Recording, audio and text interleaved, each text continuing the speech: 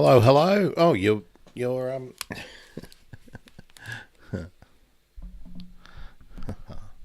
someone was here, someone was gone. Okay, let's take that down now. Let's take this down. Well, I'm here, so now I'm just waiting for some company to see who comes in. If no one comes in, I'll just get going and start it. Let's put that up for a minute.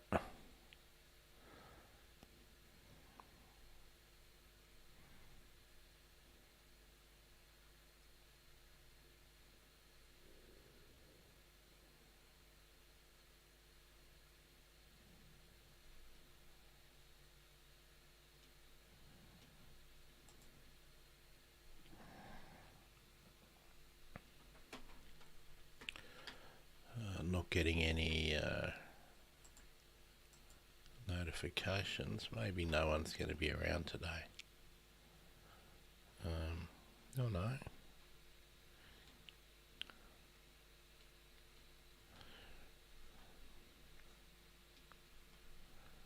Certainly got people sharing. That's good.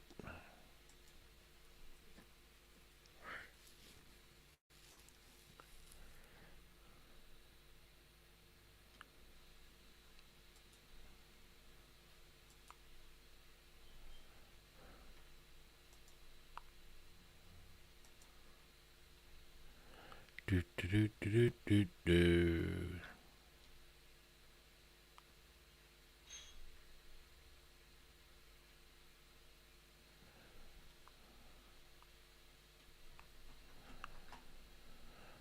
Do do do do do do do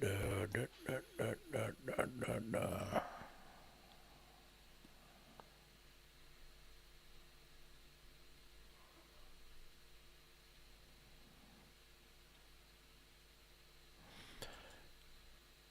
Okay, starting the countdown now. We'll see.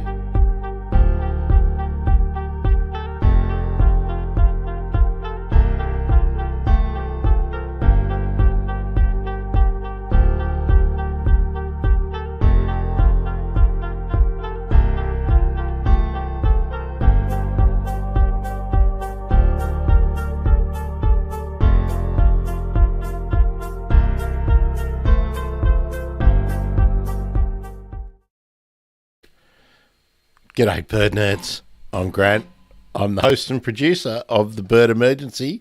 Today, part 2 of the conversations that I've had with Mick Callan, who has developed the Habitek artificial hollows that are popular with birds like this and like this. And this is what they look like when they're going out for shipment. So if you aren't familiar with Habitek and the hollows, you'll learn a bit today.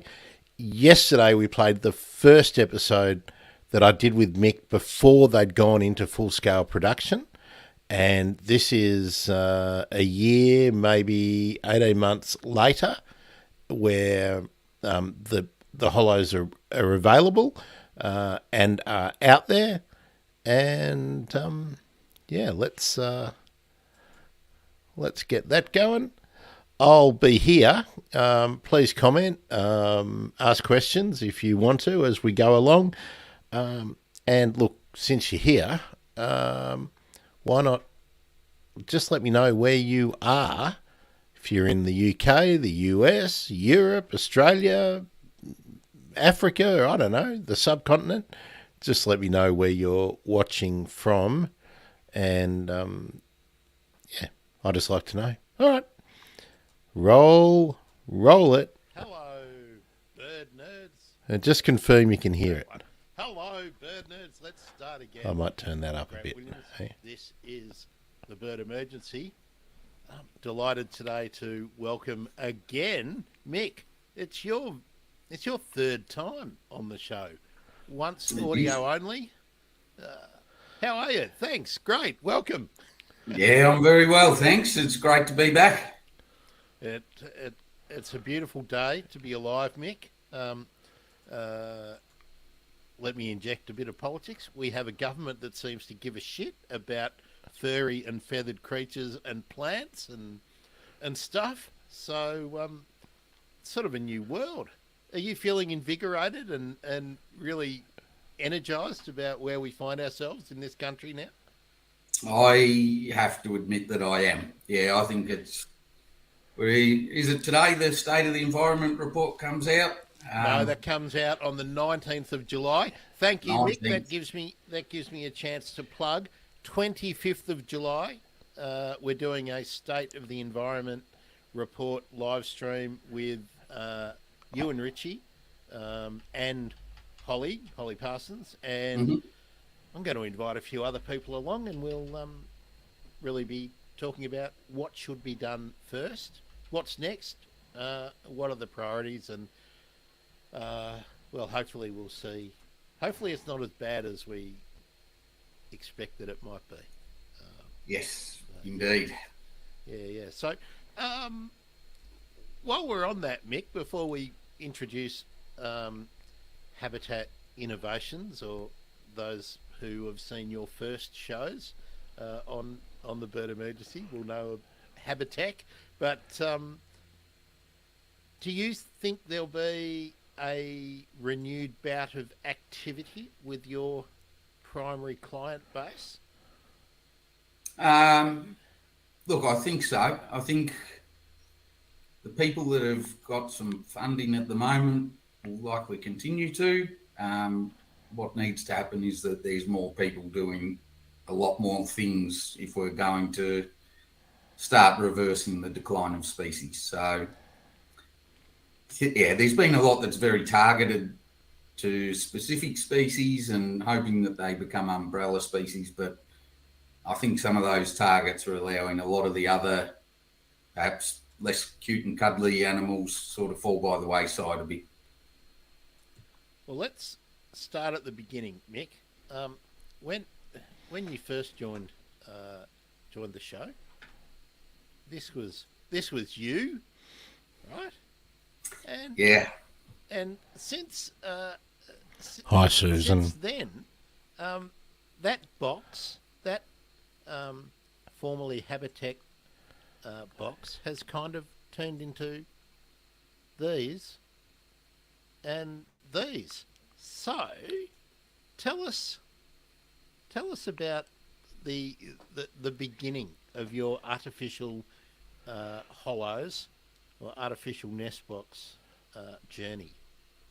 That image is a perfect start point because that was one of the very first, I mean, call it a prototype. I think it was much cruder than that, but that goes right back to some advice I received from Dave Watson at CSU, and he was reluctant to take me on to do an honours research project around nest boxes because he said to me that everyone's kind of tinkered around the edges with timber boxes and made some incremental changes, but no one's really hitting the big issues.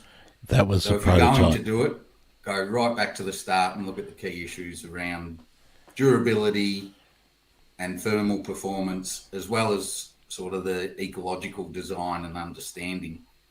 That box, I don't know if it looks like it or not. That's actually PVC pipe with a 3D printed entrance on there, all painted up, and it has a timber insert in the middle. And that really was the catalyst for what we're doing now as Habitat Innovation and Management. We went through a lot of iterations, a hell of a lot of iterations to get to where we are now. But that idea of a double wall with a durable outer casing has really evolved from that point to where we are now.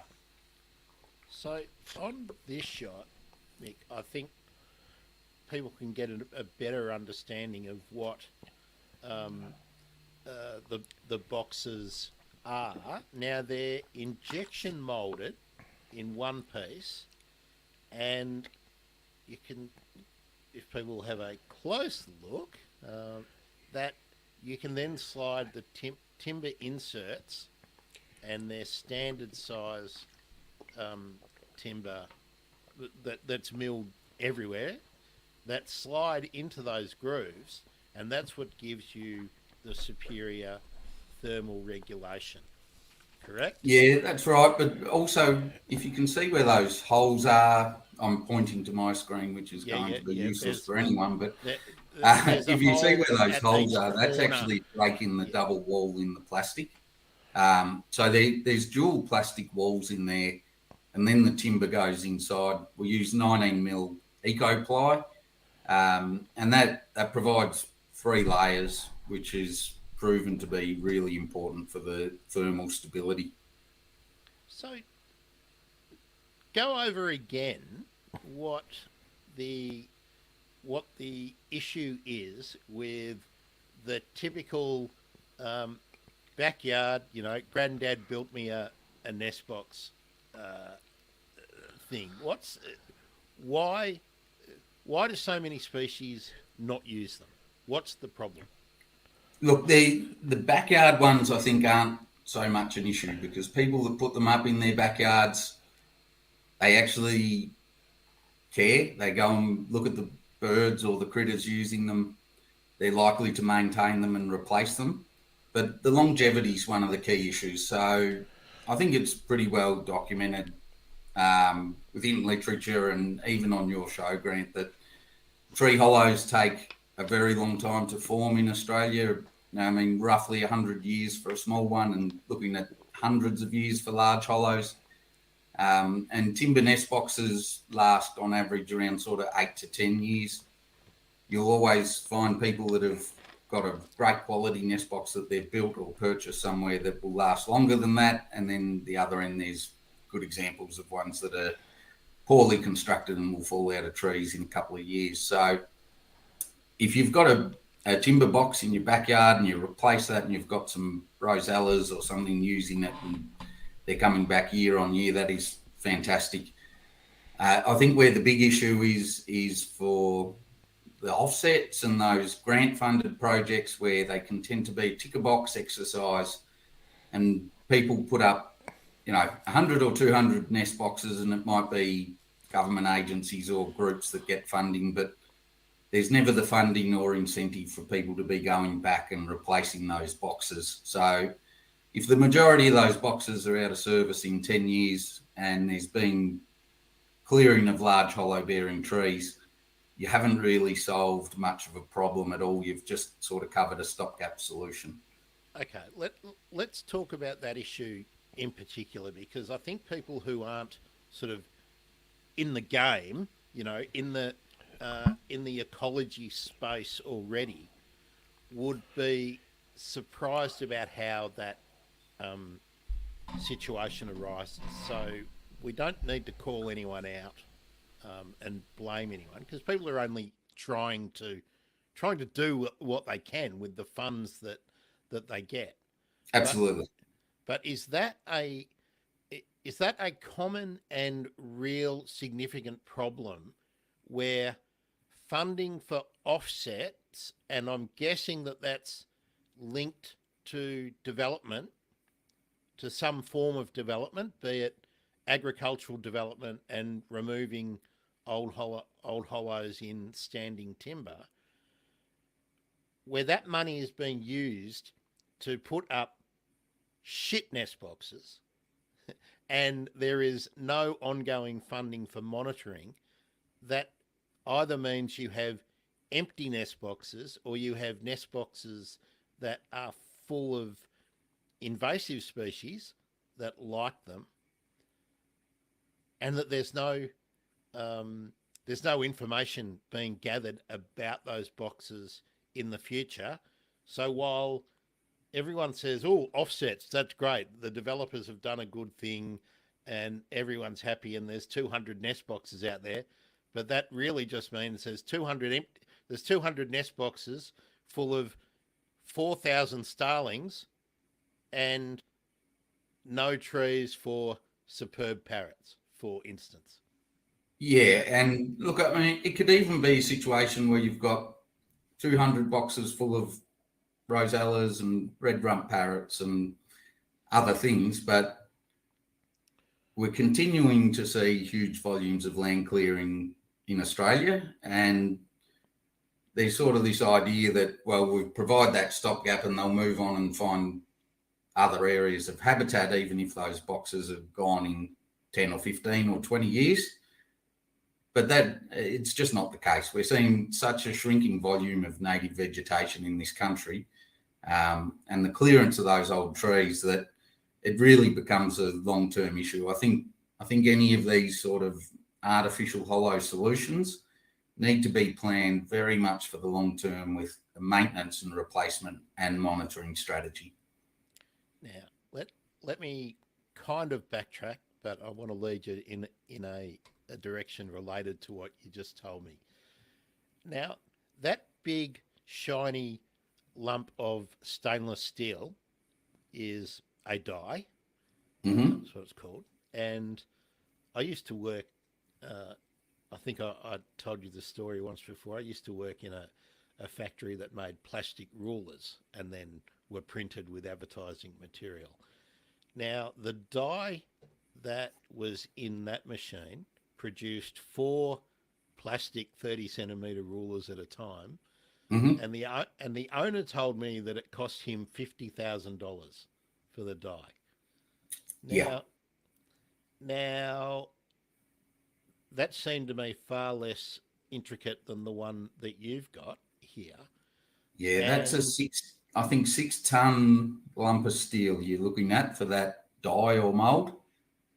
and the it's actually the etching or whatever, which is really, really expensive, isn't it? It's getting the finish on it and whatnot. But where I wanted to lead you was that's a fairly big opening there. Now, how species specific? Like how much can you target what is likely to use the uh, the particular model of box? Obviously, a cockatoo is going to need a different size one than a red rump parrot, and Yes. a pardalote is going to need a smaller one.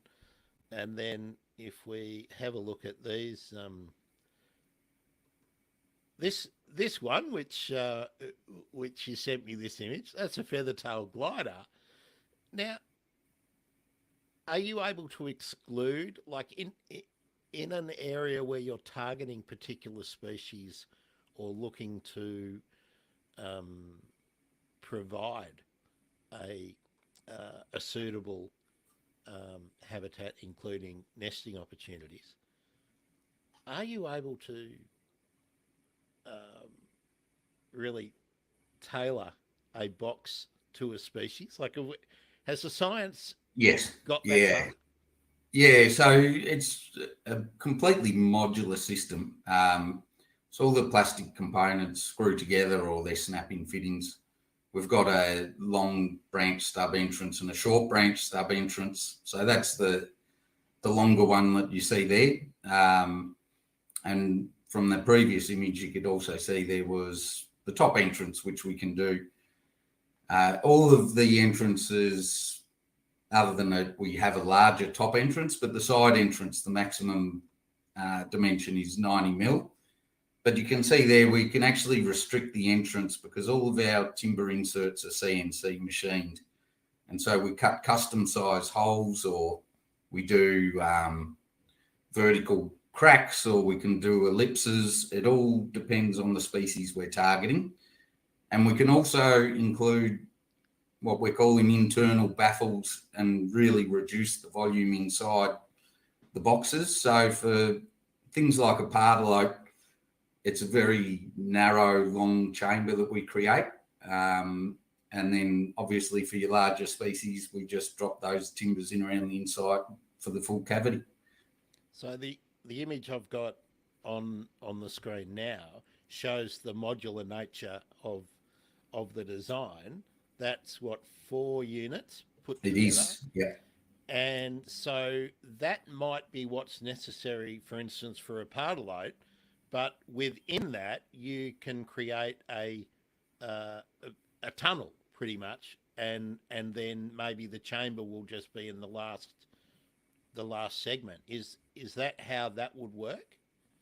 That, yes, we do that for some species. That particular one you've got on the screen there, people might be shocked if they're used to seeing timber bat boxes, but that's our yellow belly sheath tail bat box, and that sort of goes back to the point where we really base all of our targeted species configurations off our scientific literature, and that includes the height of installation and the angle. So you can see that one's sort of almost horizontal in the tree.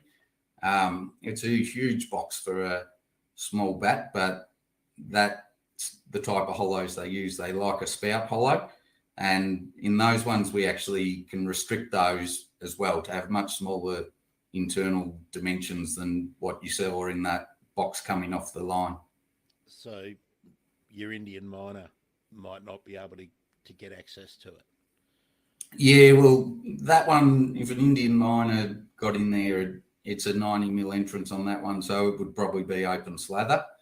Okay. For things like red rump parrots, we've started putting internal baffles in there where we put a bottom entrance on a 2-unit box. And so the birds actually have to come in at the bottom, climb over a timber baffle that is CNC machined to have a ladder up it, and then over into the nesting chamber so that we can reduce those sort of the miners and the starlings. Because they don't like climbing the No, they're not set up for it. Okay. Now, just while we're chatting, I'll just scroll through a couple more of these. Now, this is a greater glider having a look, deciding whether they would like to move in. I love that you've got the feathertail glider. Where was that one, Mick?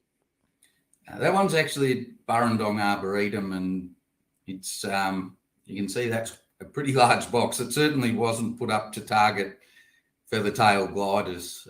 So next time we're out there, we'll be putting up a very small box that's to target those guys in that tree, because he was a repeat visitor, that little guy. But that tells us a story, doesn't it, about where we're at out there in the environment, that that they can't find alternatives. You put up these boxes and it's amazing the number of animals that come and are checking them out. They can recognise it for something different and potential habitat, and they'll come and have a look. And both those cases, the greater glider box, or the greater glider on that box, that one was set up for rosellas, so it wouldn't have had a chance of squeezing into there. But great data for us to see that these greater gliders out on that site. We did a bit of work out there for a land care group, and now we know where the greater gliders are. They can look down the track to be putting in some habitat for them as well. Okay, so a couple of questions out of the discussion so far. Who are your clients? A little bit different, because we do ecological consulting, and then we also have the Habitat nest boxes. But for the nest boxes, we've done a lot of sort of private people buying them online, and then we do a lot of bigger stuff for land care groups, Transport New South Wales, your state government agencies. It's been pretty mixed and varied. We're working with Zoos Victoria and Park Victoria at the moment for leadbeater's possum boxes. We've done some boxes for South Australia for Western pygmies, and very mixed and varied, but often those bigger orders are coming through state government agencies. Now, I know there's commercial in confidence stuff and whatnot, but the first time we spoke, Mick, and you were just moving to commercialising You'd sort of settled on a design, you were happy that it worked, and you'd moved from sort of testing and you were about to get into full scale production. How many units have you pumped out now? Oh, good question. I think we must have done 1,000 by now, I think. 1,000 boxes. So, yeah, we've pretty much got through our whole first production run, and we've done a second one. So it's been more volume than we anticipated. We thought that first production run might get us through 12 months, and it was gone after about 6.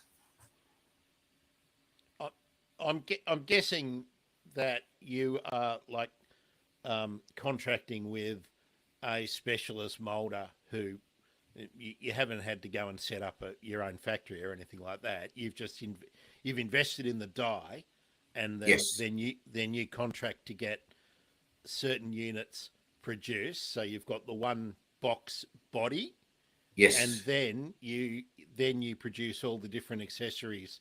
So you've got a stock of skinny spouts, wide spouts, and all the inserts that you need. Brackets and blanks and lids, and and then we've also got all the timbers for different configurations and different target species. Yeah, fabulous. So, 1,000 doesn't sound like a lot, but if we settled on 70 years to produce a hollow, that's 70,000 years. Yes. Of natural processes, and you're still sort of right at the beginning of the journey. Now you've produced 1,000. How many are hanging in trees at the moment? Look, I reckon we've installed probably 20 to 30% of those. Okay. So I could guarantee that those ones are up in trees. I think we've had a lot of feedback from the people that have bought them online, that are sending us photos and videos of animals using them, and so we can guarantee those ones are up. I guess we can only assume with the others that the people that have bought them haven't bought them just to sit in a shed. Yeah. Mick, animals using them. Oops. Yeah, so this one was a lovely guy, Michael Reed, his name is. He bought a couple of boxes online from us. He put that box up on a Sunday, I believe, and had some footage on the Tuesday or Wednesday of gliders going in. And then that was within a week they were building the den in there. And it's very popular, isn't it? It's very popular. Now, with about 20 or 30% out there, so we're saying between 200 and 300 hanging up there in trees, you're probably not getting feedback on everyone that's out there, but can you have a stab at how many are being occupied with desirable species? Let's put it that way. Look, it's really the mammals at this point, because we've only been going pretty much since January, so we've missed the key bird breeding season from last year, but we're getting a lot of feedback with the gliders and those sorts of critters using them. It'll be a big spring for us. I think we'll be out doing a lot of monitoring this spring and seeing that the birds are coming in and we're getting those target species that we're looking for. That'll be the big one. So that means that when you sent me this picture and we first talked, does that make me an early adopter? Yeah, very much it does. And I think there was some good media around that out of Charles Sturt Uni, because a lot of people still come to me now and say, are your 3D boxes, are they available? And like, well, yes, but they're no longer 3D printed. It's been a pretty popular episode of the show, Mick, and same as when we did the live stream with Holly. So there's obviously a real desire amongst the average folk, apart from team ecology and team local government and whatnot, to get their hands on them. Um, do you have to sort of prioritize where they're going? Like, is it a long pipeline for someone to sort of contact you, and you have to work through a a project, for want of a better term, so that they're not getting used in the way that so many of the the backyard of bird boxes get used? Because monitoring is a key part of the effective management of Yes, artificial hollows, isn't it? yes, absolutely. We we have some general configurations online. So through our web sales, we just sort of have a list there of 2 unit box, 3 unit box, and some common target species, and say, if there's something else you're looking for, come to us, because it would be a ridiculously difficult website to navigate if we listed every configuration that we can do. And we've found that most of the sort of people wanting to put one up and buy 1 or 2 for the backyard are looking for some of those pretty commonly targeted species like rosellas and gliders and possums and that sort of thing. So that's pretty easy. When we have bigger orders come in, we definitely spend a lot more time on that, and we put a proposal together, and often we'll exclude species that they've given us and just say, look, we could sell you something, but it's not going to be successful for X, Y, or Z reason. So we're not going Just to do that. before you move on, what kind of species would you exclude? Or actually, probably the question is, what are the species that people think they should be looking after that uh, that they're wasting their time, or it's actually not beneficial to go down that Oh, road? I think the best example was um, a group that came to us, who I won't mention, but they were looking for nest boxes for paradise parrots, and even had dimensions for the nest boxes they were after. So I thought that was quite ambitious. Um, I'm speechless. Just I have to stop that there. Can anyone believe that people were looking for nest boxes for paradise parrots that have been probably extinct for 100, maybe 80 years, and they nest in termite mounds? Anyway, there's my comment. just because I love the optimism, but Yes. but I mean, are there is there a rational group out there that actually believe that there are paradise parrots looking for ant mound substitutes?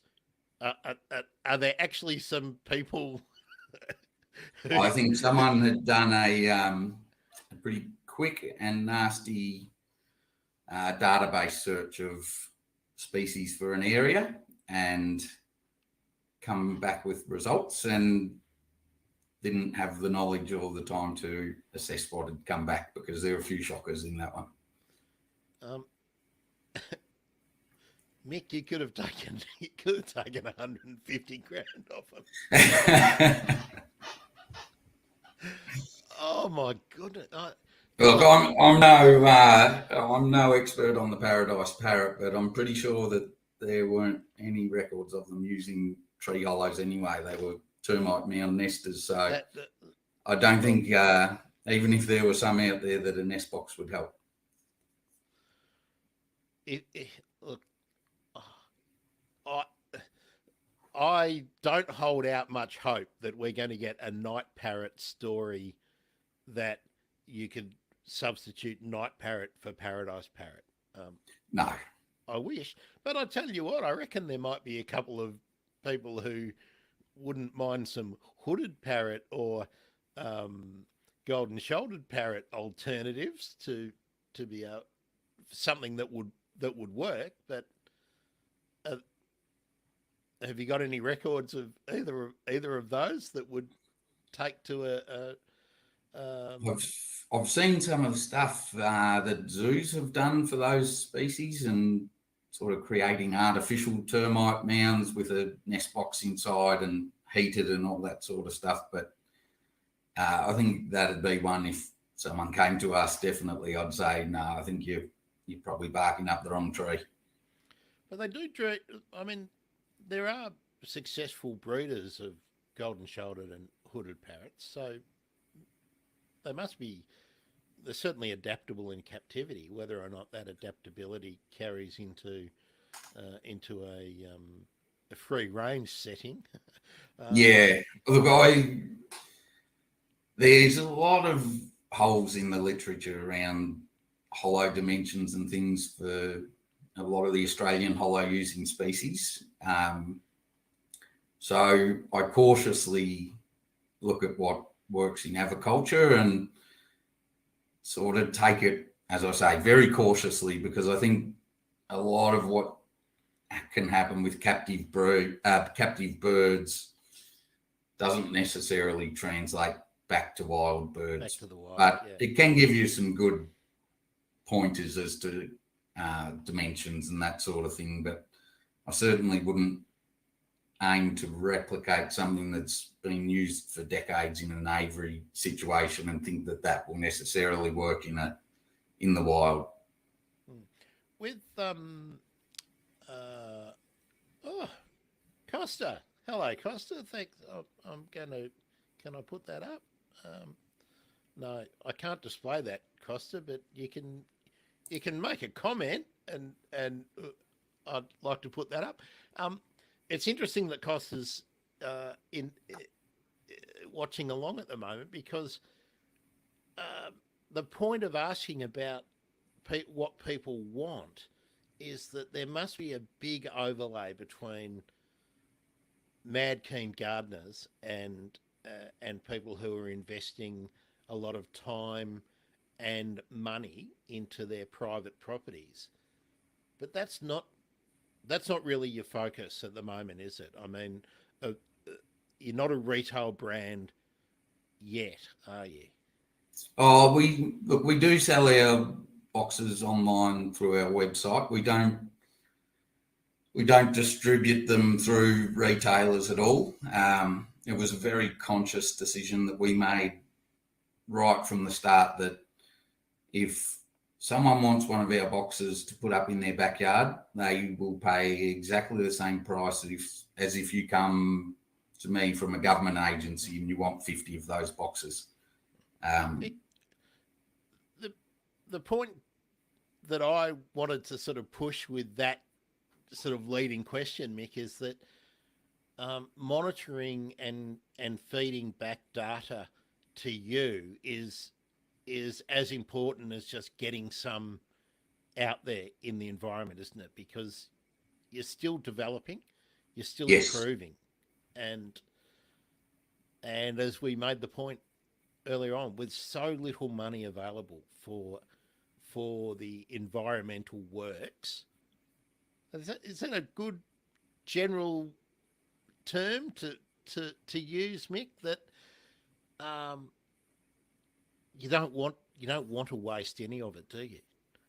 No, and that's exactly right. And it is something that we would do at least once a week, is say to people, we could put together a box for X, Y, and Z species, but we really don't think you'll get any success with it, either because of the ecological requirements of that species, or because of your location, or if you're planning to put it up on a ladder, you're not going to get anywhere near high enough for that target species, all that sort of stuff. So we want to see our product work. We're being driven to do this because we actually care deeply about this stuff.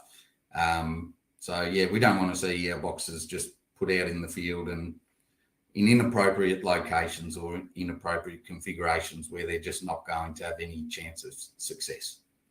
Now, if you're watching at the moment, and Mick, that's a ladder up on the screen there, isn't Yeah, yeah, that's my ladder. it? Which is three ropes, a power drill, and a chainsaw. Oh, and what have I got up there? Is that a winch, a hand winch, or something up there too? No, it's a No? kind of combo hammer Oh, whacking bar. multi-tool. Yeah, Cool, cool. So that's another part of the story, isn't it? That it's one thing to have the nest box or the hollow, but if you don't put it in the right place, it's going to be a sad and lonely. It's going to be a nerd at the cool people's dance, right? yes. Yeah, and it really is a critical part of it that people get wrong routinely. So you can do a desktop search and know you've got your target species in the area, but even understanding the ecological requirements, the feed trees, that sort of thing of your target species is pretty important as to where you're locating nest boxes. And the heights can be really important too. There's a lot of species that really like canopy stuff, and there's quite a few that like boxes quite low to the ground as well. So understanding that and understanding the different contexts which you're working in. We've done installations down on the south coast in those, really tall spotted gum forests where your first branch isn't for 10 metres. And so if you're putting up a glider box down there, you really want to be getting up at those heights. Whereas where I live, central west New South Wales, you've got box gum woodland and you're looking at much shorter trees. So it's very different habitat, and it needs to be horses for courses. Have you? I mean, obviously, where you're located is probably going to be your main customer or client base, because you're out seeing people and you can visit them and check out what the sites are and whatnot. But have you had inquiries from desert environments, from rainforest, I think overseas? Are people? we haven't shipped any boxes to Tassie or the Northern Territory yet. I think that's the only couple of states and territories we haven't hit yet. And anybody overseas shown any interest? I mean, obviously, Our website tells us there is, but we haven't actually got any shipping set up at the moment to send stuff overseas. It's probably something we should look at, because our analytics do tell us that we're getting quite a bit of visitation from Europe and the States. yeah. I don't imagine for a second that the dearth of available nesting opportunities or shelter opportunities for mammals is an Australian problem only. No, it's certainly not. And the loss of tree hollows, it truly is a global problem. Do you know if there's been much work on the thermoregulation aspect of artificial hollows done in other places around the world, or were you just this weird guy who wanted to do it? Oh, no, there was a full literature review there, and there's certainly been a lot of work done on it. And I don't think the chainsaw hollows, carved hollows, very, very good there in terms of their thermal stability. But yeah, I've never seen any results from manufactured nest boxes that are even close to what we've been able to achieve. We'll get to carved hollows in a while. I was wondering if you thought the reason that there isn't a Habitat nest box or artificial hollow being developed in Europe or in America, for instance, is because nobody else was willing to take the risk. I expect so. I mean, when you were talking about the cost of that dye earlier, it's been a huge investment and a big risk. Let's talk about that because, I mean, people can go back and hear the first part of the story, but it was a real significant personal risk for yourself, wasn't it? If it didn't happen, um, you know, post pandemic, you could be living in your car, couldn't you? Absolutely, yeah. I mean, people ask me how much I've invested, and all I tell them is I used to be a homeowner, which would give you some kind of indication, I think.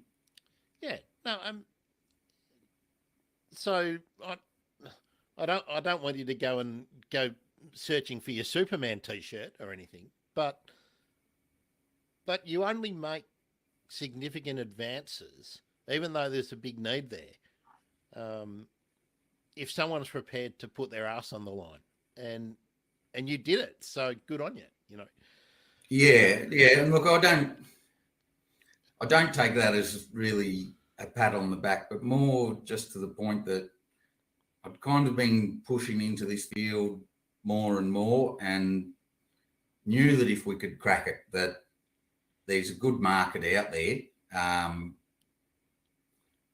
But to get it right, I think I was never confident that we could, honestly. And when I first sort of started into this with the 3D printing, I thought, yes, this would be great. 3D printers are taking off and be able to create these files and everyone can download 3D printed boxes in their house and put them up.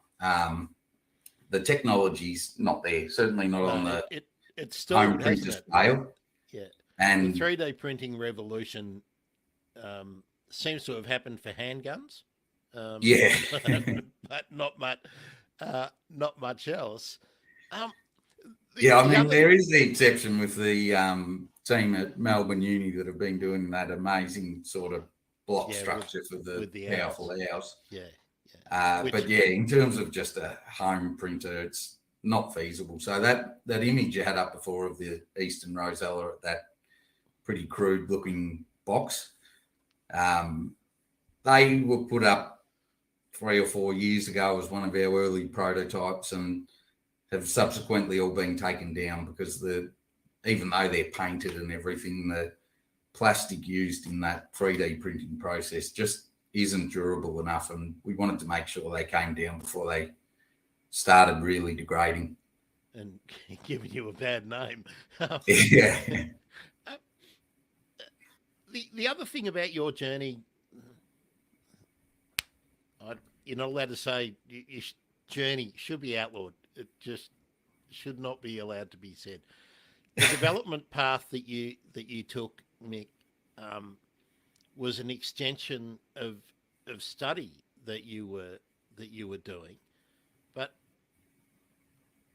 tell us how long that time frame has been, and the thing I can't remember if I asked you this before, but did the interest in the nest boxes and the problem, the thermoregulation problem and the longevity problem, did that drive the choice of the research?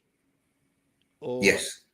Okay, so yeah, very much. So my background's been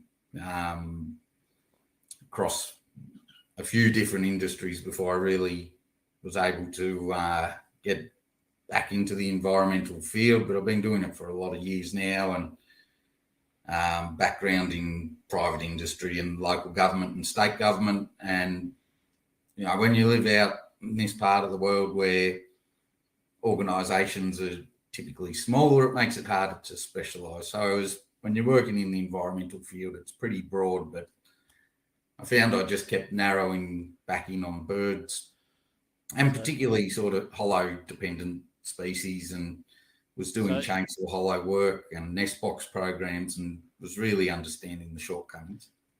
so just to set the scene for people who haven't met you before, when you were working that was working for the state government, wasn't it?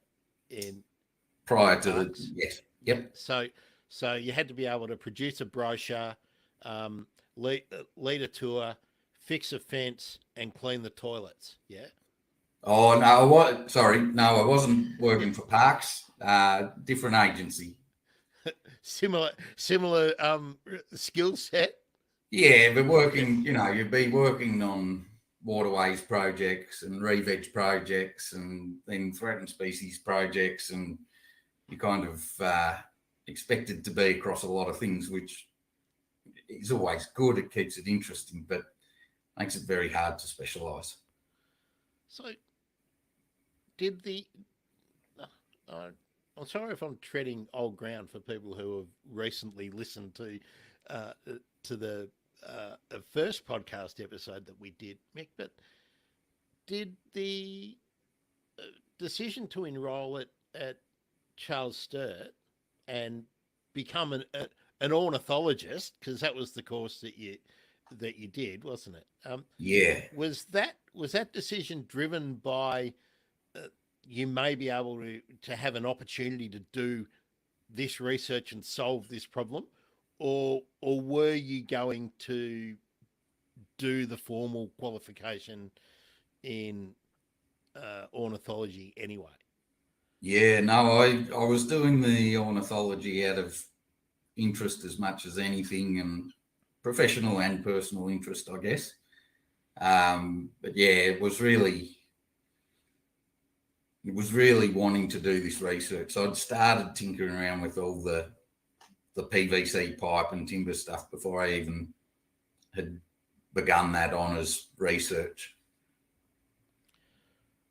What's the what's the most surprising um, species, be it mammal or bird or insects or whatever that have have made use of one of the boxes that's out there in the wild? Uh, we haven't had, we didn't have the greater glider go in there, but I mean, that was fantastic to see greater glider checking one out. I think the very best, like the best moment for me was that early picture with those fully 3D printed boxes where we had rosellas checking them out. It looks fantastic, that photo. They actually couldn't fit in there. They were a bit too big. But we designed those for red rump parrots, and we had red rumps in them the first season. And that was really a catalyst for me, because I thought, yeah, we can do this. I think still today that's been the most exciting one, because so many people said this is a terrible idea. Plastic is no good. It'll be too hot. It will give off VOCs. It'll do this. It'll do that. And to have that success was second in the journey, I think, to knowing that we nailed those thermal properties. That was a real kind of eureka moment for us. Okay, let's talk about VOCs, because I actually did get a private message from someone. Oh, it's years ago now, isn't it, Mick? I mean, Yeah. did we do our first chat pre-pandemic? Didn't we? I think so. I think Yeah, I think it was. Yeah. I think it was early 2019. But must have been early in the pandemic. I got a message from someone saying you shouldn't be promoting plastic because of gives off noxious compounds and animals and birds will die. And I did a quick online search, and I just thought, I'm not even going to reply to that. I'm not even going to waste 10 minutes or at the risk of having a further discussion with someone who hadn't really looked at where we were at nowadays. But who'd probably just warmed up their lunch in the microwave in some Tupperware. That's right. I mean, I was probably at more risk when I was working in the 90s making plastic rulers in a factory, right? Yeah, than any bird or any possum that decides to go into one of your boxes. But definitely. And let, it's actually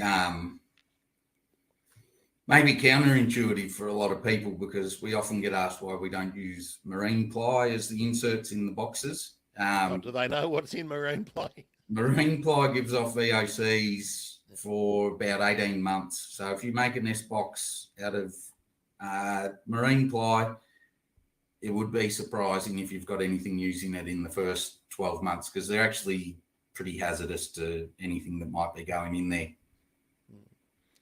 I think that sort of comes back to a bit of a myth that there used to be with nest boxes that it takes about 12 months for animals to find them. I think the truth of that is that a lot of those boxes were created or built from marine ply and were actually quite toxic for that 12 months, so nothing was using them. And probably not only marine ply. I was certainly guilty of it, just because I didn't put my mind to it. When I had offcuts of treated pine (CCA), Yeah, whacked together some jerry built nest boxes that were pretty popular uh, with the birds, but it didn't even enter my mind when I did that, and we're talking 20 years ago, nearly. Didn't even enter my mind yeah, that birds chewing them and whatnot, because it just was not something that we talked about and we thought about. Um, yeah, and and I was using my horticulture head, about and we don't want to waste anything. That was also the thing. Oh, I've got all this timber lying around that I don't want to waste. What can I do with it? yeah. Um, but what I wanted to really find out, to put that argument to bed, when you were developing the design and doing your reliability testing, your quality control, did did you do measurements for VOCs No, we just went straight to manufacturers um, and use and their worked with specs and them on, materials we've got all the materials they look after? MSDSs and stuff. So, Yeah. yeah, we didn't need to do our own testing. We know the materials are pretty much inert.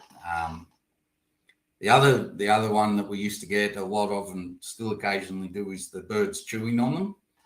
And we've used glass reinforced polypropylene that's UV stabilized, and it is so hard. I would be surprised that anything can tear that apart.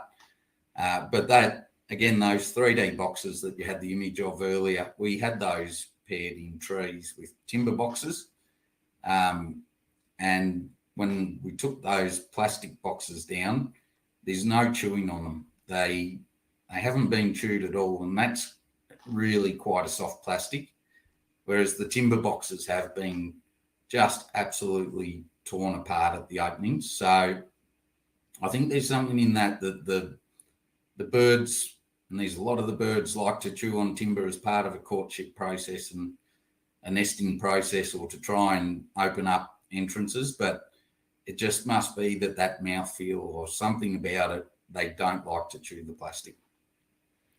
So that's the picture on screen now is generation one, and is this the are you still developing, Mick? Like, is this the final design, or It is. It is for the Habitat modular system. We're currently working on the next iteration for the larger species, the owls and the black cockies and those sorts of really large hollow dependent fauna. so there'll be a new model and which would mean, does that mean a new die? We're looking at various options at the moment in terms of manufacturing, but in short, yes. Yeah. So I mean, for people to understand, that's a massive investment to move to add one more model to the range that is not part of the modular system. So um, I'm sure you don't want to give away any equity, Mick. So that means people need to be buying Habitat boxes now. Buy them now for the. Yeah, get in now. Um, Again, we're sort of going over the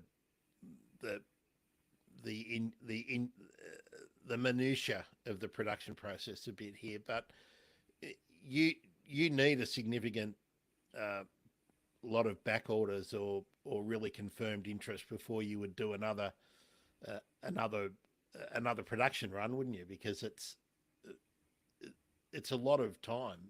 This Yeah, well, stuff would be we've made the sitting. decision that we're keeping stock on hand at any time. The lowest we ever want to get in our warehouse is the capability to put together 500 boxes.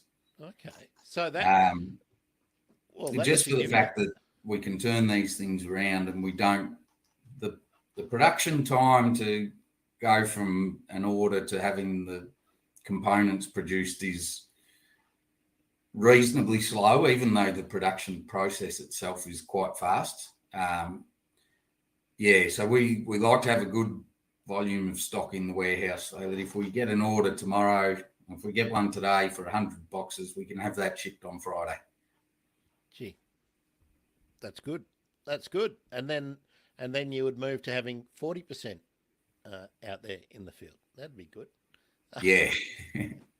All right, Look, I wouldn't be surprised if 90% of those boxes are up and installed. It's just that it's only sort of that 20 to 30% that we've actually done the installations of and got 100% guarantee that they're up and in the trees. cool. Well, let's talk about some of the other opportunities and other methods. So we mentioned carved hollows. So this is a hollow that you created. Now, did you do this one yourself, Mick? Yeah, I did actually. Okay, so this is a tree that has one of those horizontal leaning over boughs, and you've created a significant hollow. I'm thinking that there was already the cavity or not. Did you create the whole? No, we often look for those because I think they create a better hollow when you're able to tap into a bit of rot inside. That particular one didn't have any, but it's a good example of. I'm not sure if people are familiar with the hollow hog tool, but a combination of a chainsaw hollow and using the hollow hog to clean that up and create the entrance. So I'm hoping that I'll be able to speak with Mr. Hollow Hog. We've talked a little bit, but it's hard to get. It's just hard to get in contact with people who are out working in the field all the time, Mick, isn't it? But the Hollow Hog does this bit that we're showing. So it's for people who aren't familiar, it's kind of like a cross between a chisel and a router and a jackhammer, isn't it? It's essentially a small. If you think of those mining drills that sort of drill tunnels, it's essentially a small version of that. Has that round head. You can see those sort of round shapes in there where it's gouged out the timber, and you can use it, and we use it to create hollows without the chainsaw, but it's very much situation dependent. So sometimes that combination works well. So the chamber there is what 35 centimetres long, roughly, I guess. Probably like right from the entrance a bit more, but the nesting chamber there would be thereabouts, I reckon. And there you've got it's a very nice medium-sized parrot hollow. Do you know if you got any tenants in that one? I don't know. We were contracted for that job, and I think there's some monitoring to come after the financial year when there's a bit more budget available and getting closer to spring. Yeah. And of course, that's how everyone makes decisions in in this country. We're all buying stuff we don't need this week to get a tax deduction for this year, and then we're waiting for our budget infusion for the next financial year in the next 2 weeks, and then we all go again. Where was I? I wanted to go back to mounting them. There's my picture of you in your office. That looks like one of the early iterations of the box. Is that right, Mick? That was the very first one of those fully 3D printed boxes targeting red rumps. Yeah, and that one's come down. Have you replaced that with one of the new boxes? We have, yeah. Only quite recently, actually, but you see the bracket design we were working on there. We didn't have it quite right at that point, but you can see kind of the thinking behind it a little, I guess. Yeah. So, we haven't really talked about how it's not only the box. There's a modular bracket, but one thing that people have asked me a number of times, and I can't remember if we talked about it before, but here we go, Mick. In these new boxes, so let's have a look at the tree creeper one here, the white-throated tree creeper. If this was part of a research project for somebody looking at the nesting behaviours of the white-throated tree creeper, or insert relevant tree creeper here, have you got a lid now where you can mount a camera or something in it? We haven't got anything incorporated at this stage, but yeah, it's something we're definitely looking at. We're doing a couple of different things in terms of the research space, but it's something we're very interested in at the moment. And there's some good options out there, but the thing we're finding difficult is powering them, so that a lot of these projects and a lot of where the boxes are going are quite remote, and will need, for those internal cameras, they need a power source, and how we work that's the question. So you would need to either have a caddy for a battery of some sort, or you would need to be mounting solar panels on the boxes, which cockatoos might love them. Yeah. But the other issue too, and this is what I had discussed with a couple of people who said, "Oh, I really like this, but there really needs to be a camera." Well, then I said, "Which camera?" Because you've got to make one lid which a camera can slide into or push into or something, and you can't accommodate every camera on the market. That would mean you have to have a different mold for the lid for each one of the lids. Now, are the lids injection molded as well? They are. Yeah, they are. Yeah. So, did you ever think about roto molding? Yes, the level of detail we wanted on that, it just doesn't lend itself to roto molding. Yeah. For those of us or for those wondering what the difference is, big plastic tanks are roto molded. Plastic pipes are extrusion molded, and intricate little things and money boxes that you used to get from the bank, and key ring fobs and things like that are injection molded, and Habitat nest boxes. Yes. Injection molded. So the plastic rulers that you got at school were injection molded. So just to give an idea of some of the different processes. And so you can't get the finish and the banding and all that kind of stuff. You can't get the neck done if it's roto molded. Yeah. Yeah, there was a lot of detail in these that made it restrictive. Did this tree creeper move in? No, and it's actually a box we set up for owl at night jars, that one, which is why it's got quite the big entrance. Yeah, tree creeper box. It may end up using it. You can't stop them if they want to, but it was 4 different days that it came back and was checking that out. So maybe it will, but yeah, it's certainly not the configuration we'd normally put up for a white-throated tree creeper. Did the owl at nightjar use it? Not that one, but it was using a different one actually. Yeah. One. So and again, that's something else we need to put into people's minds. Birds are no different to people. You know, you don't just go to one open house on a Saturday morning and go to one auction. You know, people go and look at 30, 40, 50, 200 houses before they get their heart set on the one they want to live in, right? So birds are probably no different. They go, oh, no, this is a south-facing access. I'm not interested in that. You know.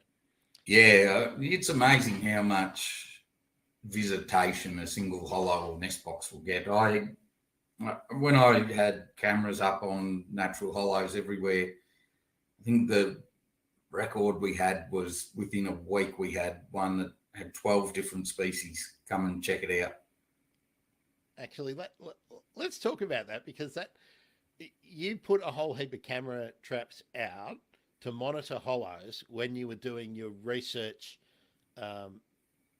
as part of this. Was it part of the development of the product, or was it part of the project that you undertook at CSU?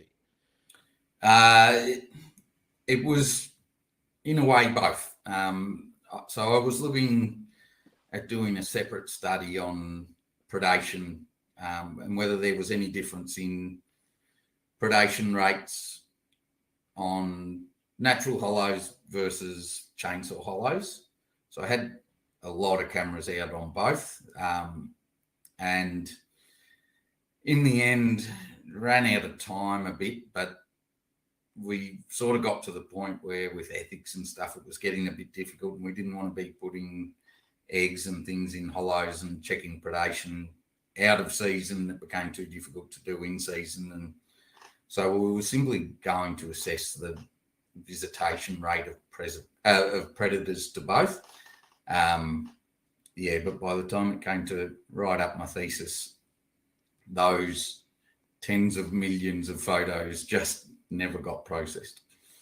Oh, no. Well, I can think of a website that might put some of them up for you. Always looking for interesting visuals, mate. Are there any issues that you still think need to be solved as part of the next step in the development, the next iteration of your boxes? Look, I mean, as I said, we're looking at the moment at developing a new larger product for those species we can't cater for at the moment. We're also looking into putting fireproof additive into these ones so that they can actually withstand a extreme bushfire event. So that's something that we're hoping to pursue at the moment. And that's a question we get a lot, but are they fireproof? What if there's a bushfire? It's like, well, we can't beat nature. If you get a bushfire, you'll often lose a lot of tree hollows, but maybe we can. Yeah, I guess the issue with that is you probably, if you wanted to make them indestructible, completely indestructible, you would probably make them so costly that no one would ever use them. I mean, that's the risk. And like we were talking about before, we're also going back and looking at what these additives actually are and whether they're, safe to use for wildlife structures and all that sort of stuff. So there's a bit of water to go under the bridge there. And it it sort of becomes a point of finding out whether if we can make these things fireproof, is there any point to it if whatever's inside's just going to be cooked anyway? And I would look at it another way too. I mean, if you've got a client, a government or semi-government body or something that has ordered 300 of them, and I think last time we're talking a couple of $100 for a box. Yeah. So it's a significant investment. Surely they're insured. That would be my thought, that the general policy of the department or whichever body, should probably put a couple of $100 towards an insurance upgrade that covers the value of this stock, because this is significant stock for whoever is using them. One, okay, you're not going to insure it, but you insure your $4,000 push bike that you do your triathlons in. So I reckon you do, if you've got $300,000 worth of artificial hollows hanging in the tree, plus the man hours that it took to install them, you'd reckon you'd insure them. Yeah, it's a good point. It's not something I'd considered before, and I'm not sure if it happens, but it is a very good point you make. Well, Mick, that's just, let's just get this out. That should be an accounting hat that you've put on today as well. People really need to think about these kind of things. But it's the same reason why people will spend, I don't know, $30,000 putting a pool in their house in a fire zone, but they won't spend $5,000 on a sprinkler system that uses the water from their tank and their pool to preserve their house, right? Yes. So, people don't always make rational decisions. So they do not. They do. What can? No. Let's. How do I phrase this? How can we get more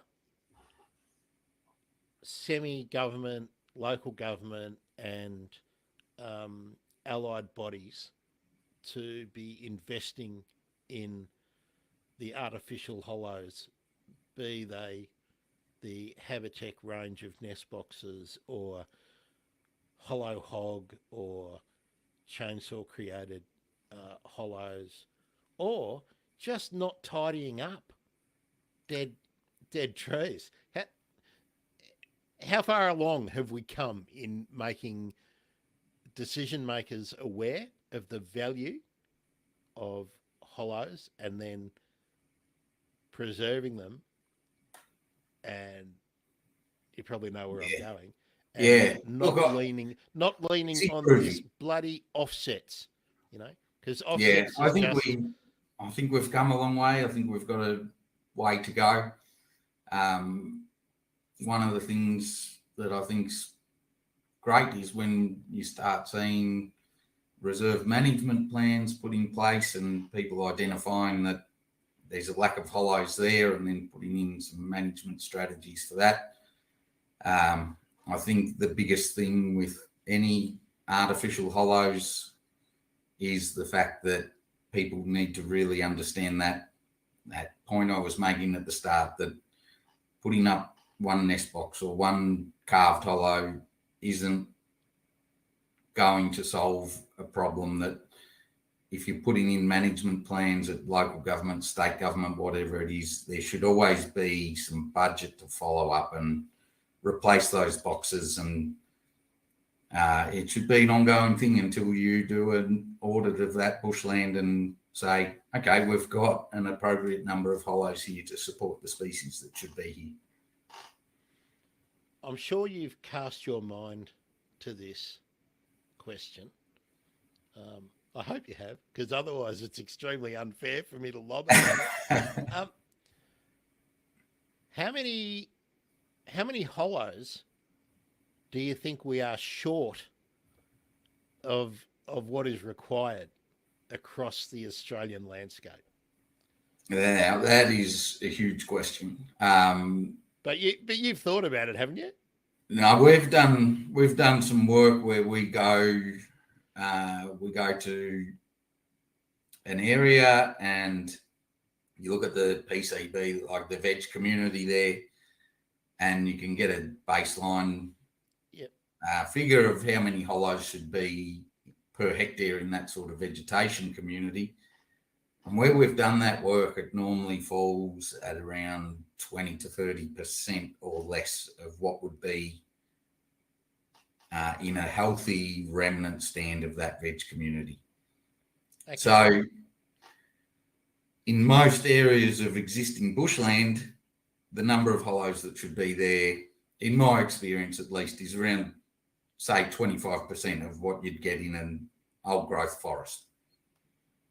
And that doesn't take into account the area, the enormous extent of area that's been cleared across Australia. So you would be looking at a seriously big number. Like, are we talking tens of millions? I would expect so, yeah. Yeah. Across Australia as a whole, for sure. Gee, how many billionaires have we got in Australia? Oof. They wouldn't need to chip in much to make a significant difference, would they? You know? Yeah, no, they wouldn't. But then again, with the scale of land clearing we've seen in this country, where do you put them? That's as much an issue as the lack of hollows itself. I was obviously being facetious, but you've dedicated a significant portion of your life to solving a problem that we could minimise by just not destroying what we already have.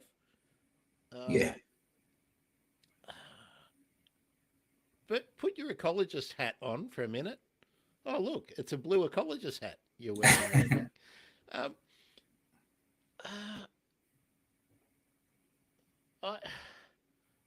don't know. I don't know how to sort of ask this without being a rude bastard, but are offsets ever the answer? That's a complicated question. I don't really do offset work. I choose not to because I think it's a bread and butter work for a lot of ecologists. But for me and our crew, we just find that the idea of going through and assessing bushland for the flora and fauna that's there, only to know it's being tipped over, is pretty heartbreaking. To do that day in and day out would be demoralising over time. So do offsets work? I'm not an expert in that field, but my understanding is that the concept of offsets came from a good place. I think the way they've been, I wasn't going to, massaged wasn't the word I was going to use, but I bite my tongue a little, to become something suitable for governments to allow land clearing has completely changed the original intention of what offsets should be. Yeah, can I perhaps phrase it differently because I can maybe get away with it? And look, leave a comment somewhere and on the web page or on the Facebook or whatever if you disagree with this. But offsets seem to me, be they in a monetary value to be able to buy your boxes and hang them, or to make the shittiest bit of land in a development supposedly an ecological piece of public space. Offsets are just a really, really shitty way of making really, really shitty developments possible. And they're a way for people to say yes to things that probably shouldn't be given approval. Kill me, take it up with me in the comments if if you want to disagree, people. But we're sort of at the stage where we can't be playing by the same rules that we played with 20 years ago, because what we did 20 years ago has left us at this stage here where we're hundreds of millions of hollows short across the country, and people are really saying we might have no koalas anywhere in Australia except Victoria, you know, and even then we might not hang on to them. We're only one strain of chlamydia away from losing them. You know, it's Yeah, yours look, is, I mean, yours on a is a good small, news story, Mick. I couldn't resist bringing it down. on a small scale, our nest boxes, as proud as we are of them and as happy as we are with their performance, they're not a tree hollow. So it's not like for like. And on a larger scale, the thing that gets me with the offsets is that if I want to clear a big patch of bush here and I pay someone money to protect a patch of bush over there, that's not no net loss. That patch of bush was already there. And just That's because right. it's got a new fence around it or something, you haven't Or, protected anything. What have you offset? or, or the other thing, which I look, I almost dread suggesting it, because next I'll see it, is that, all right, let's say, I don't know, that offsetting for a particular development, they buy 10 of your boxes, right? And let's say it's $250 a go. All right.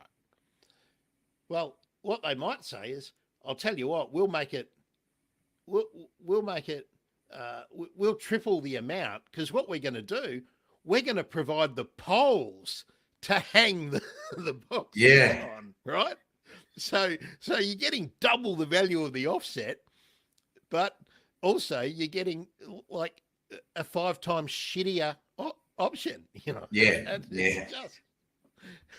it's just crazy the way that we're looking at it. You know, when we think about so many species that we haven't even talked about, you know, I threw in superb parrots earlier on, you know. Mm-hmm. It's a big one for us. We've got some work coming up where we're hoping to get some boxes up and really target them, because it's never been successful before, and we think what we've put together for superbs is going to fit the bill. So we're pretty excited about that one. We'll hopefully have some good news come spring. Well, at the risk of getting egg on my face and throwing in a name that doesn't need to be used, but have you been collaborating at all with Mac on his research with the superb parrots? Yeah, a little bit so far. We've touched base there, and also with Laura Rayner, who's formerly ANU and now working for the Canberra government, I believe. Yeah, no, that was the project that I was referencing. So, Matt Cobden, if you're watching and you want to check out, have a look at what Mac's been doing, and I think he's probably published by now. I think I hope so. I hope I haven't put the pressure on you, Mac. But yeah, that's a project that I want to follow up, and obviously Laura's done some. Her name is well known for having done piles of good work. So it's a small community, isn't it? And you all work together. You all support each other's work and make sure that every new bit of information gets well used. And that's the way. No, it really is. It's a great industry to work in. Really, people are very generous and open with their time and their knowledge, which is wonderful. Mick, just tell us briefly before we wrap up. I've got the website for your business there, habitatinnovation.com.au. What kind of consulting work do you do apart from producing the hollows and getting out there with the chainsaws and looking like an arboricultural worker? I'm sure a lot of people ask you, can you trim their trees? I get that a lot. A lot of people ask if I'm an arborist, which no, I'm not. I'm a tree climber, and I'm actually a tree faller as well, which surprises quite a few people, but I'm not an arborist. We do a lot of waterways stuff, monitoring and urban, particularly in the urban space around the mountains in Western Sydney.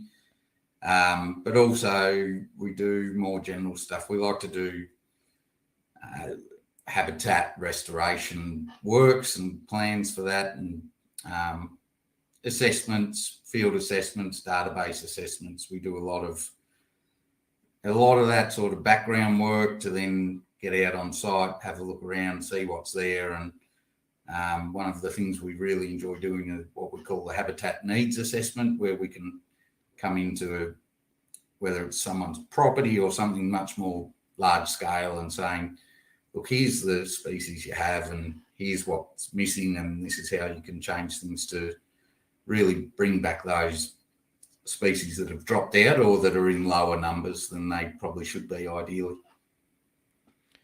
Who else is on the team?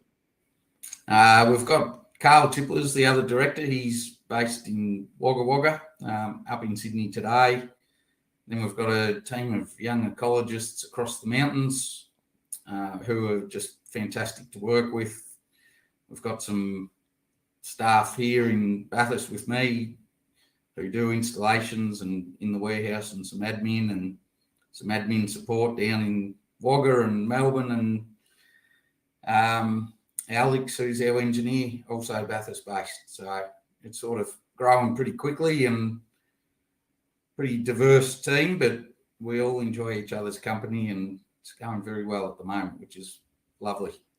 So we spoke in 2019, early 2019, and the team consisted of you then.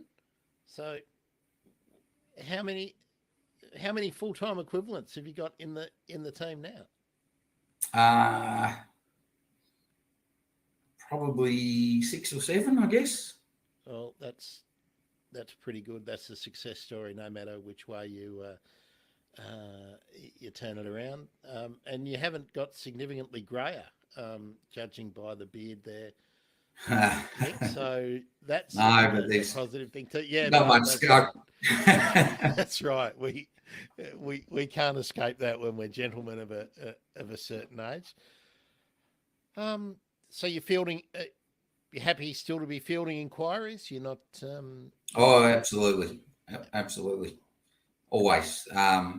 We've had a very busy run into the end of financial year. A lot of agencies looking to get rid of money and not necessarily knowing what they want to spend it on. So fair bit of work in proposals for those ones. But yeah, anyone that reaches out, we normally pretty good at getting back to them and fielding any questions, helping out where we can. Fantastic. Well, I'm going to put my ad up. There we go. thebirdemergency.com. Every day I'm doing a little bit more work on the website so that it's a bit more than just here's a podcast episode to listen to. trying to fill that out. It does take a lot of time.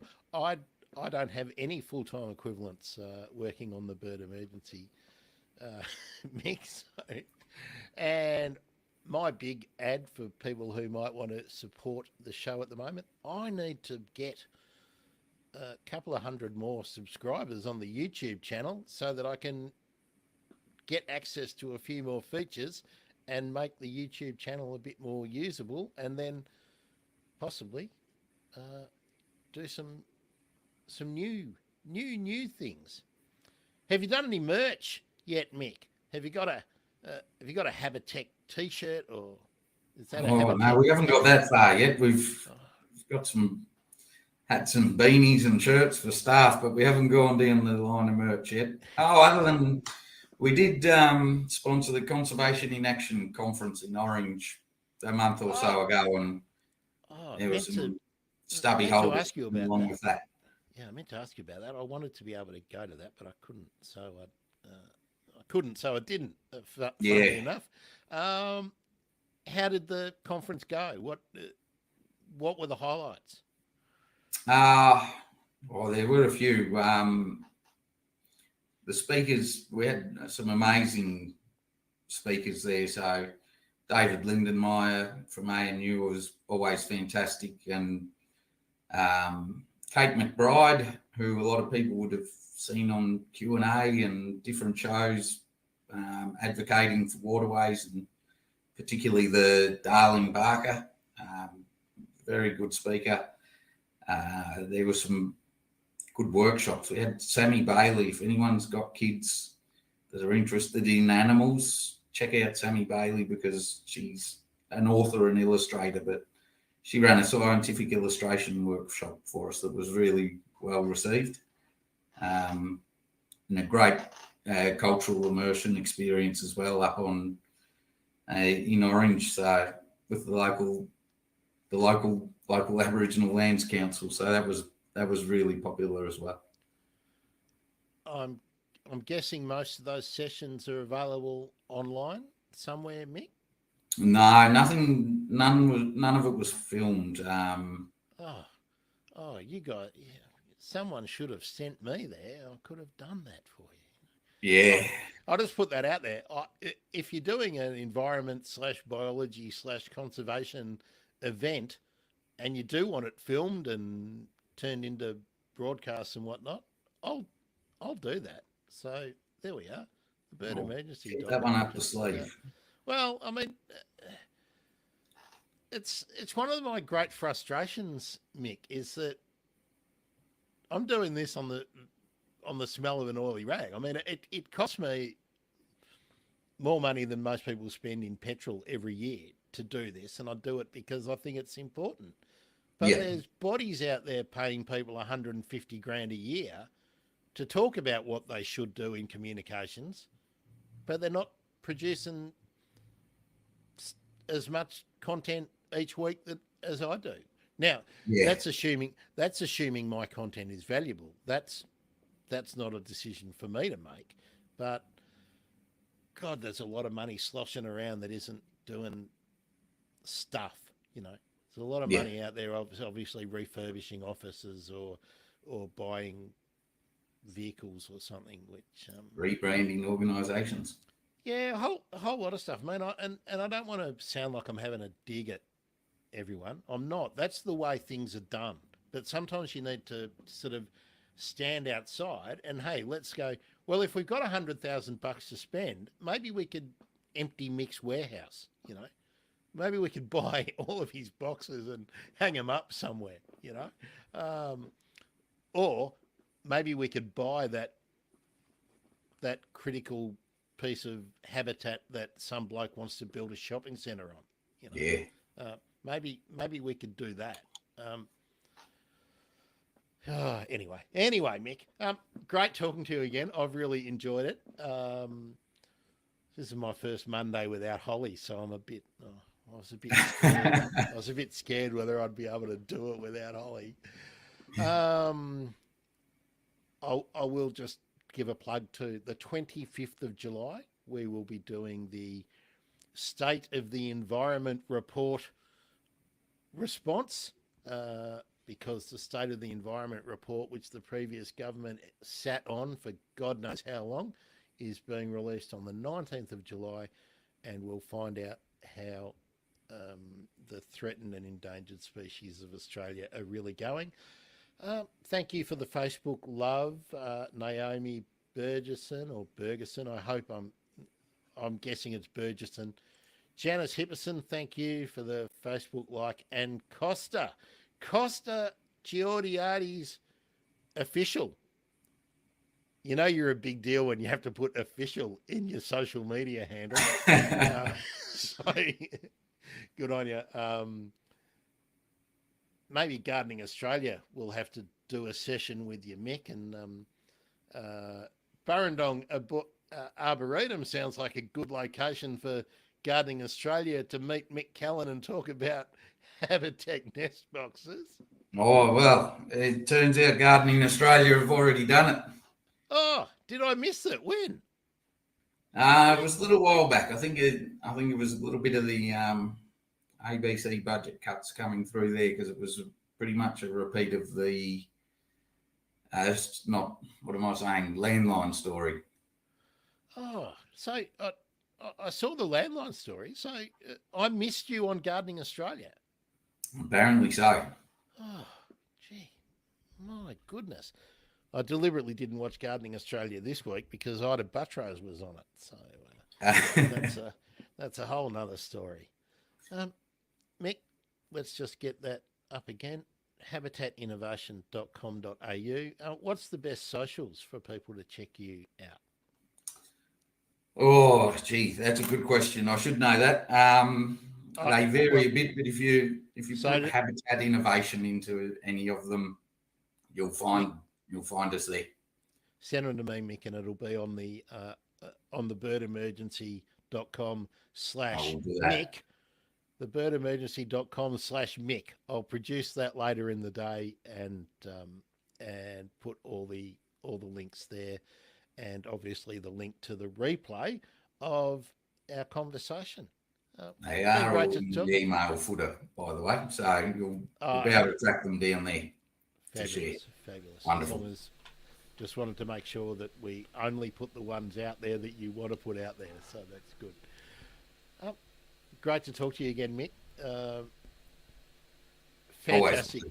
Fantastic to see how well it's going. And 6 jobs plus you've managed to create 6 full-time jobs. So it's probably more. It's more people involved.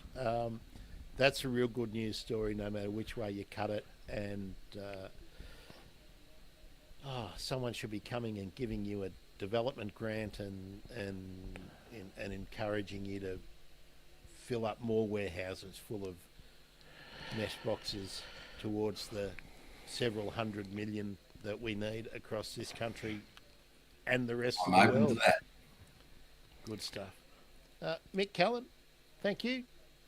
I'm Grant Williams. This has been the Bird Emergency, Monday with Grant. See you, everyone. There we go. That was Mick.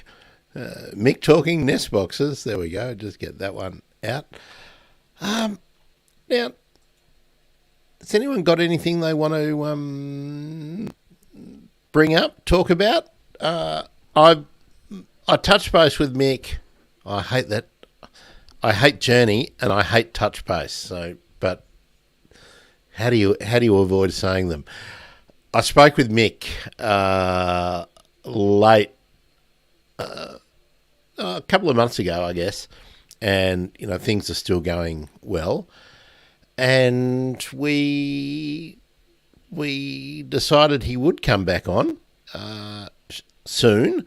So, has anyone got any particular questions they would like me to put in the list to ask him? And actually, let me find. I'll just share the share Mick's website so that you can see what's out there. Big rap on the front page there from Professor Dave Watson. That gives you an idea of the breakdown of the boxes and the kind of options. Just about everything we've talked about was there, so there we are. So I think there's a few more visuals we can check out there or not. No, there aren't. But you can get on here. There's a Buy a Nest Boxes tab. And if you want to buy one,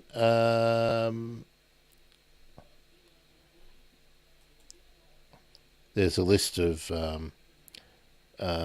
birds for that box. Look at that, Gordian finch. I wonder who's going to get Gordian finches. Dollarbird, gang cockatoo, rainbow lorikeet, red rump parrot with anti-miner and starling baffle, Rosella variety swift parrot, targeted for wood duck, blue wing kookaburra, laughing kookaburra, 3 brown tree creeper, blue bonnets, cockatiels, galahs, gang cockatoos, 4-unit. Ringneck parrots, brown tree creeper, gangs, regent parrot, superb parrot, turquoise parrot, all those microbats. So there we go. They range from $137.50 up to $440. So I think pretty good value if you have birds of those particular types, or if bats are your thing or marsupials are your thing. I think it's well worth getting into it. Mick's also got a list here. I might just click on here that there are some recommended installers. Southeast Queensland, Northern New South Wales, and Melbourne and Victoria. So they're people who know how to hang them, where to hang them. So yeah, that's that.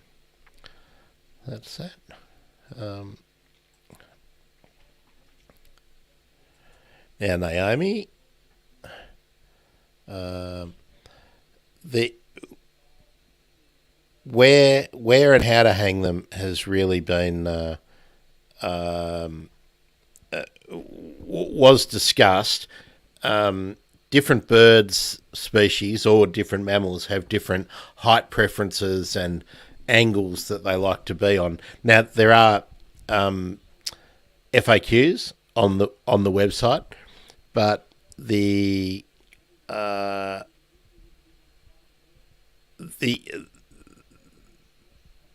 really need to be installed by somebody who can climb. That's the bottom line, really, Naomi. And but that is something that, look, Mick has said he'll come back on, and we'll work that out, and then we'll make it a Q&A. Now, Sue, I don't think any. For your question, you'd like to know if anyone is blogging or vlogging their experiences with these nest boxes and the type of wildlife using them. I'm not really aware of it. I think people are doing it in isolation, but I mean, to sort of blow my own trumpet a little bit, I've been trying to follow nest boxes, and the episode that we'll play tomorrow is when I had Mick on with Holly, and I can't remember who else was on that panel, but we did talk about using nest boxes in gardens, and I'd like to be able to go out, and I think we talked a bit about this in yesterday's stream. It's sort of all about affording to do this, or being able to hitch a ride to go to places. I actually want to go out with Mick in the field and maybe follow up a bunch of his customers in around the country, certainly Melbourne, and also following up on the episode I did with Kylie Soanes about the 3D printed nest boxes in Melbourne that are being used by Powerful Owls, to really do a deep dive on where they're being used, and it won't be like a promo for, like so much of this stuff is people aiming at selling them. So yeah, I want to do that. So look, gee, when I get the crowdfunding up and going, and there's always, I can't miss this opportunity, can I? Where are we? Something like that. If buy me a train fare or something like that to get to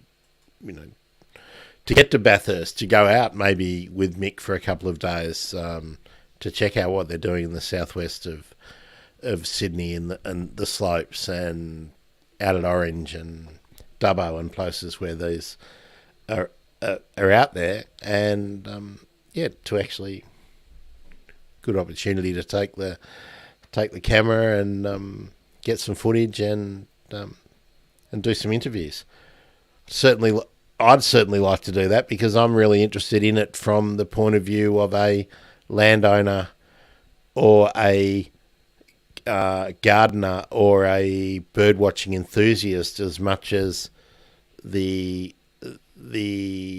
ecology and broadacre use of the boxes. I mean, I've been following what Mick's been doing, right from the very first time I think it cropped up in any of the socials, and I want to see it really work, and I want to see lots of other options. I mean, Hollow Hog, I've got to get Hollow Hog on.